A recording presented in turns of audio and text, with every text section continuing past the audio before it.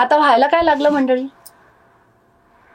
त्या मूर्तीला जवळ घ्यायचं, तिला सजवायचं आणि सतत गुणगुणायचं, मेरे तो गिरिधर गोपाल दूसरो ना कोई. माझं दुसरं कोणीच नाहीये, माझे भगवंत हे गिरिधर गोपाल म्हणजेच माझे सर्व काही. भावविभोर व्हायची, नाचायची, तल्लीन व्हायची, घरात कुणाकडेच लक्ष नाही.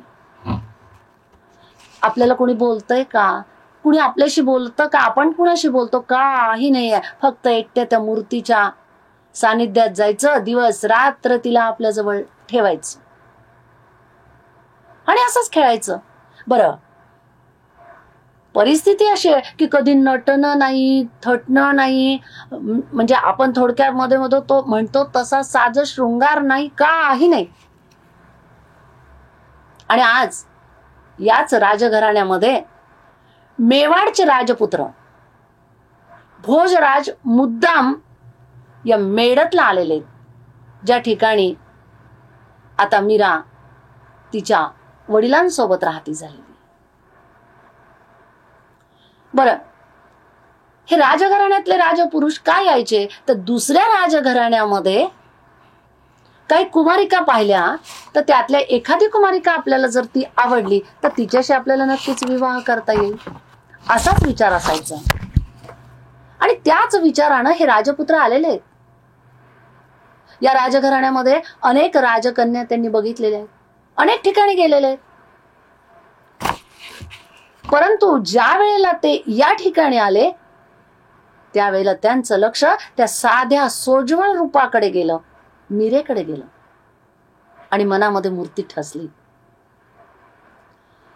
बरं, मीरा तर यापासून 4 हात लांब होती, कारण आता 6 ते 7 वर्षाची झालेली आहे. हळूहळू घराण्यामध्ये बोलणं सुरू आहे, मीरेचा विवाह करायला पाहिजे, कारण कन्या योग्य वेळीच विवाह करून पतीच्या घरी गेलेलं बरं, असा काहीसा विचारही पुढे यायला लागला.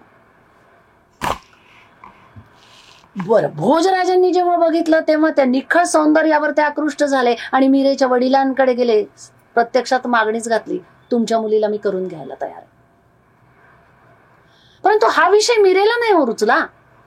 विवाहाचा प्रस्ताव आलेला आहे, विवाह करायचा म्हटलं की आज मात्र मीरा आपल्या गिरिधर गोपालाकडे गेली, त्याला हातात घेतलंय आणि त्याला सांगते, मी तुला जाब विचारते, तूच त्या राजपुत्राच्या मनामध्ये असे विचार आणलेस ना, माझा पती तू आहेस ना, मला नाही करायचा कुणाशी विवाह, मी नाही करणार कुणाशी विवाह, माझा नाहीये कोणी नवरा, माझा नवरा तूच आहेस ना. तू त्याला तशी बुद्धी दिलीस का? मी बुद्धी नाही म्हणत त्याला तू अशी दुर्बुद्धी दिलीस का त्याने मला मागणी घालावी हा विचारच तू त्याच्या मनामध्ये पेरलास. बरं, मीरेच्या आजोबा दुधाजी, वडील रतनसिंह, काका वीरसिंह सगळेच तिला आग्रह करायचे, बेटा असं नसतं, एका राजघराण्यामध्ये तू राजपुत्राची पत्नी म्हणून जाणार आहेस, अगं तिथं तुला सगळं हे मिळेल. नाही, मला नाही करायचा विवाह, माझा विवाह झालाय, माझे पती आहेत, माझा नवरा हा आहे.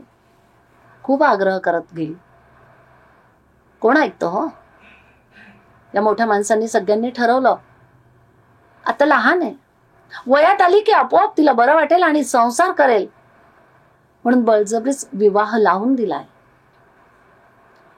आपल्या मीरेला सिसोदिया राजवंशाच्या घराण्यामधली युवराणी म्हणून पाहण्याचं स्वप्नही वडिलांचं खरं ठरलं, पूर्ण झालं. मीरेचा विवाह मोठ्या थाटामाटात झालाय. आता त्या वरातीमध्ये ती पतीच्या घरी यायला निघालेली आहे, कुणीच ऐकत नाही हो, करणार काय. परंतु विवाहाच्या वेळेला मीरेनं ती श्रीकृष्णाची मूर्ती मात्र आपल्या जवळच घेतली, उजव्या बाजूला ठेवली. राजपूत घराण्याची पद्धत काय आहे तर तिथं तलवार ठेवायची असते, पण हिने तलवार नाही ठेवली, ही माझी मूर्ती खूप हट्टाला पेटली, छोटी आहे असू द्यात, हट्ट पुरवलाच पाहिजे असा काहीसा विचार केला आणि मीरेला मूर्ती ठेवायला परवानगी मिळाली. मूर्ती ठेवायला परवानगी मिळाली, माझा गिरीधर माझ्या सोबत आहे, हा विचार केला आणि पती बरोबर पतीच्या घरी आलेली आहे. बरं, ज्या परिवारामध्ये ती राहती झालेली आहे त्या परिवारामध्ये शौर्य, धैर्य, पराक्रमासाठी उच्च प्रतीचे कर्तृत्व करणं, हेच सगळं ना. त्या घराण्याने मोगलांशी सतत लढाई केलेली आहे आणि आपलं वर्चस्व गाजवलंय. अशा शौर्य असणाऱ्या घराण्यामध्ये मीरा आलेली आहे. पण त्या ठिकाणी प्राचीन काळापासून त्या घराण्यामध्ये दुर्गा देवीची पूजा व्हायची. दुर्गेची पूजा, काली मातेची पूजा. अहो, विष्णूची पूजा तिथे मान्यच नाही ना. आणि मीरा जेव्हा ती विष्णूची पूजा करायला लागलेली आहे, श्रीकृष्णाची पूजा करायला लागलेली आहे, ते बघताना काही दिवस पर्यंत नणंदेनं समजून घेतलं, सासूबाईंनी समजून घेतलं. तिला सांगत्या झाल्या की अगं, या पद्धतीने भगवंताची भक्ती करायची नाहीये. आपल्या घराण्यामध्ये जी कुलदेवता आहे तिचीच भक्ती करायची. पण हट्टाला पेटलेली मीरा म्हणते, नाही नाही नाही नाही, माझा हा गिरीधर गोपाल आहे, मला दुसरं कोणी नकोय, हाच आहे, मी याचीच भक्ती करणार आहे. घरातील मोठी मंडळी समजावून सांगून थकली. आपण सगळे मेवाडचे लोक सिंग घराण्यातले, एकलिंगाचे, शंकराचे उपासक, पाहिजे तो तू त्याची भक्ती कर. पण छे, मीरा ऐकायलाच तयार नाहीये. सासूबाईंनी सांगितलं, नणंदेनी सांगितलं, पण ऐकलं नाही मीराला. बरं, कधी कधी त्या खूप समजुतीने समजावून सांगायच्या, अगं मीरा, हा हट्ट धरू नये. बघा, तुझ्या कृष्णाचं मंदिर चांगलं राहावं म्हणून असं शौर्य दाखवलं आपल्या घराण्यांनी, तरच मोगलांना हाकललं जातं की नाही. ऐकावं बेटा. इतक्या साध्या शब्दामध्ये सासूबाई सांगायच्या, इतर मोठी मंडळी सांगायची. तेव्हा मीरेला पटायचं, हा तुम्ही म्हणता ते बरोबर आहे, मी करेल, तसंच करेल, हा विचार केला. आणि आतली ललिता जागी झाली की मग मात्र सगळं बाजूला जायचं आणि कृष्णाच्या सेवेमध्ये पुन्हा ही तत्पर व्हायला लागली. बरं, तिची भक्ती तरी हळूहळू भक्ती वाढायला लागली. त्या राजघराण्यामध्ये मंदिरात जायचं, ही मंदिरात यायची. राजघराण्याच्या सोपस्कारानुसार मंदिरात आली की भाव विभोर व्हायची आणि मग हात वारे करून तल्लीन होऊन नाचायची. मेरे तो गिरीधर गोपाल, मेरे तो गिरीधर गोपाल, तल्लीन होऊन नाचायला लागायची. बरं, राजघराण्यातले इतर आजूबाजूचे लोक पाहायचे आणि चर्चा करायला लागायचे, अहो हा काय प्रकार आहे, राजघराण्यातल्या स्त्रीनं मंदिरात यायचं आणि भाव विभोर अवस्थेमध्ये नाचायचं. अहो, पदराचं सुद्धा भान नाहीये. घरी आलं की तिला सगळे समजून, अगं चांगला पोशाख करत जा, समजावून सांगायचे. अगं, आपल्या घराण्यामध्ये एवढे दागदागिने आहेत, हवे तेवढे दागिने तू घाल, वैभव काही कमी आहे का. पण मीरा अगदी साधी राहायची. नाही, मला नटायचं कोणासाठी, माझा गिरीधर गोपाल, मी त्यालाच नटविणार. आणि मग अहो, मधुरा भक्ती, ती भगवंताशी मधुरा भक्ती करायला लागली. युवराज भोजराज बुद्धिमान मीरेवर अत्यंत प्रेम करणारे, कारण आवडीची पत्नी आणलेली आहे ना, तिच्यावर तर त्यांचं प्रेम होतच होतं.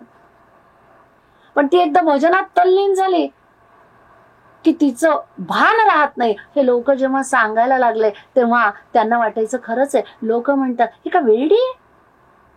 आता करता करता सगळेजण मीरेला वेडी ठरवायला लागले. आणि आजचा प्रसंग तर असा झालेला आहे की तिला आतल्या रूम मध्ये कोंडून टाकलाय. कसला भगवंत, कसला तुझा गिरीधर गोपाल, आता इथून तू बाहेर आलीस तर बघ, असा विचार केला. आणि तुला भगवंत नाही, तो तुझा गिरीधर गोपालच मी बाजूला टाकतो, कारण सगळेजण सांगतायत, मग आपण ऐकायलाच पाहिजे. हा विचार करून पतीनं तिला एका मधल्या खोलीमध्ये नेलं आत ढकललं, बाहेरून कुलूप लावलं, मीरेला कोंडलं आत. आत गेल्यानंतर अहो ती तल्लीन होऊन त्या गिरीधर गोपालाची भक्ती करायला लागली,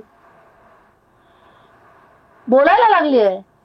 ही आत रडते का हा काहीसा विचार बघूयात तर खरं, म्हणून त्या नणंदेच्या मनात विचार आला आणि ती आली आणि भक्ती झाली. कान देऊन ऐकती झाली तर आत ती कुणाशी तरी वार्तालाप करते.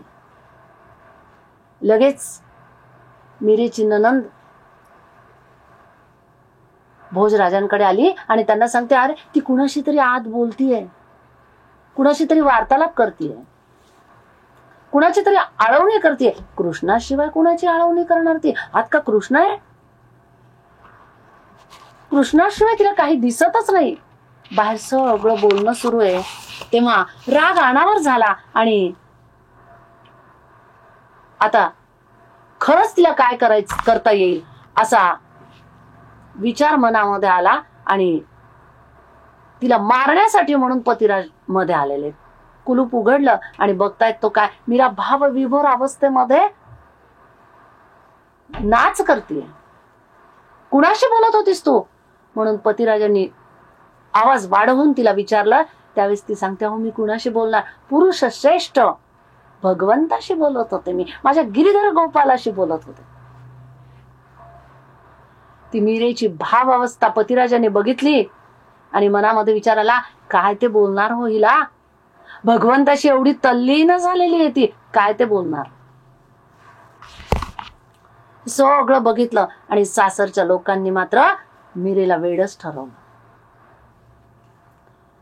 पण व्हायला काय लागलं, हिची भक्ती, हिची भाव विभोर अवस्था सर्वत्र पसरायला लागली.